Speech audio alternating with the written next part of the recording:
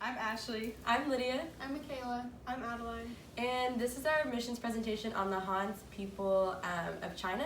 And we interviewed a student here by the name of Estelle, and she is the person that we've gotten all of our facts from, like worldview and culture and beliefs, all of those categories. She's the one that we interviewed. So enjoy our presentation.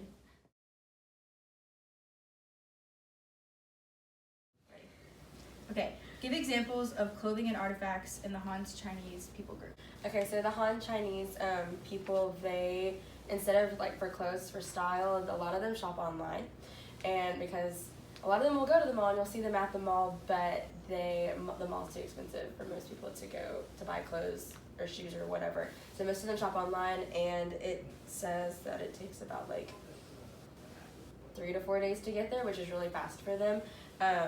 And about 90% of them, the Han people, will shop online, and it's super cheap and it's affordable for them. Artifacts, there's really none that they would have in their home. Each home is different for them, and they really don't have anything. Mm-hmm. What about food? Food, so since our friend is from the northern part of China, in the northern part of China, they do not eat rice. They don't eat a lot of rice. So they eat more noodles, and so it's a noodle-based group of people. They also like dumplings and wontons, and since they live near the coast, where she lives is near the coast, they eat a lot of seafood, so like crab and fish and shrimp, and also most importantly, they don't, a lot of them are lactose intolerant. A lot of the Han Chinese people are lactose intolerant. Milk and dairy products are few and far in between. So lactose is a thing that's not a problem for that's a problem for them. Something that's not a problem for them is allergies, like food allergies, so like peanut allergies, gluten intolerance, or celiac, or anything like that.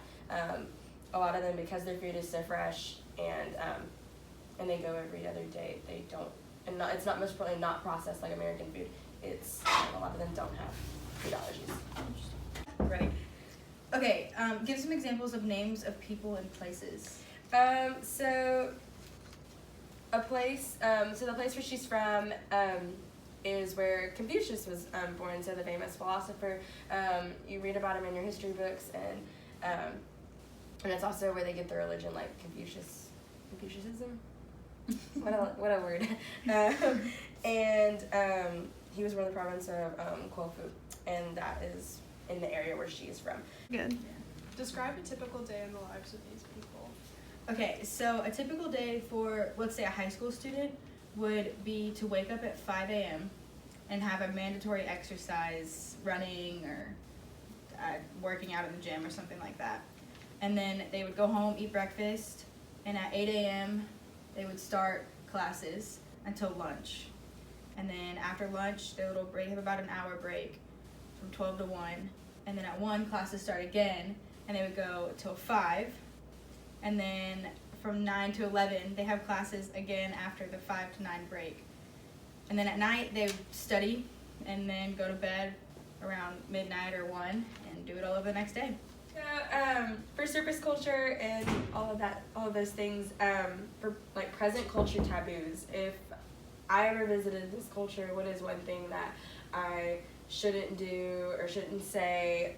Yeah, something that kind of shocked me was they really don't want to talk about politics, religion, or economics at all. Our friend said that if she were to bring up religion with her friends, it would just be awkward more than anything.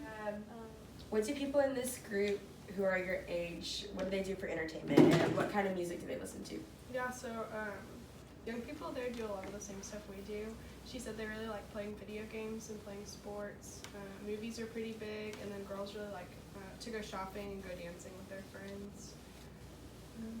For music, they listen to a lot of pop music, kind of like K-pop. They have C-pop, Chinese pop music, and one group she said is really popular is the TF Boys. And then she likes listening to a lot of stuff like country and pop music and jazz. So.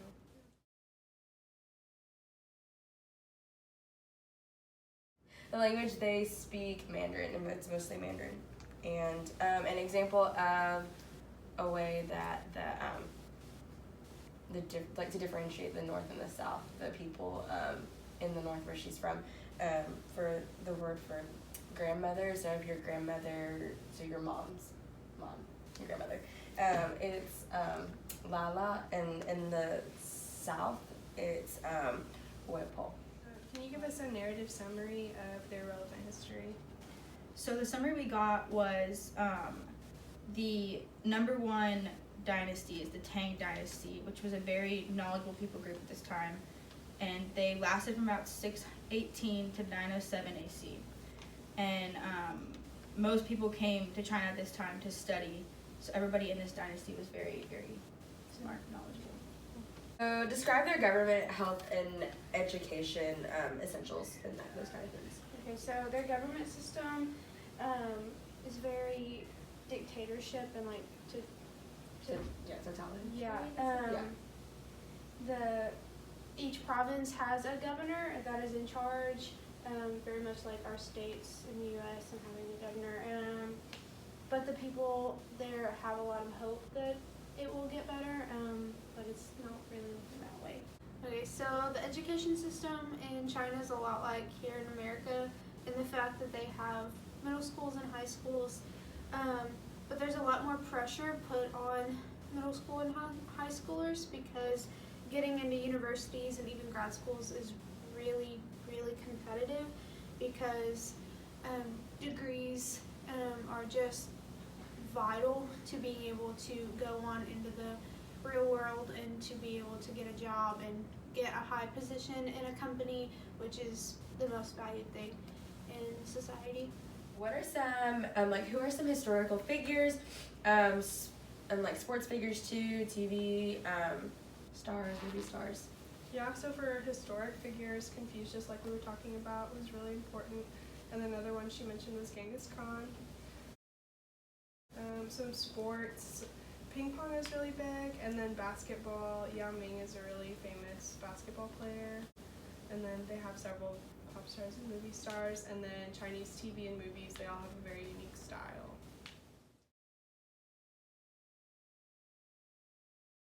Okay, describe the dominant religion of this people group. The dominant religion for the Han people is mostly they're mostly atheists. So atheism runs through that people group, as well as Buddhism, and then and Christianity. However, like when they say Buddhist, it's more of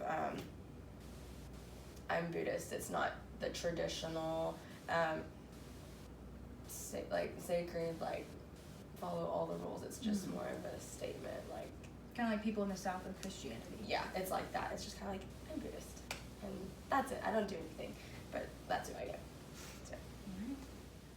What do these people believe about themselves and the world that they live in? The big valued thing in this culture worldview is jobs. Like matters to them to have a higher standing than it does to make more money. So they're very materialistic, and money is very, very important. If you have a lot of money, you're known. It's believed that God has blessed people with riches, and that's their job is the most valued thing.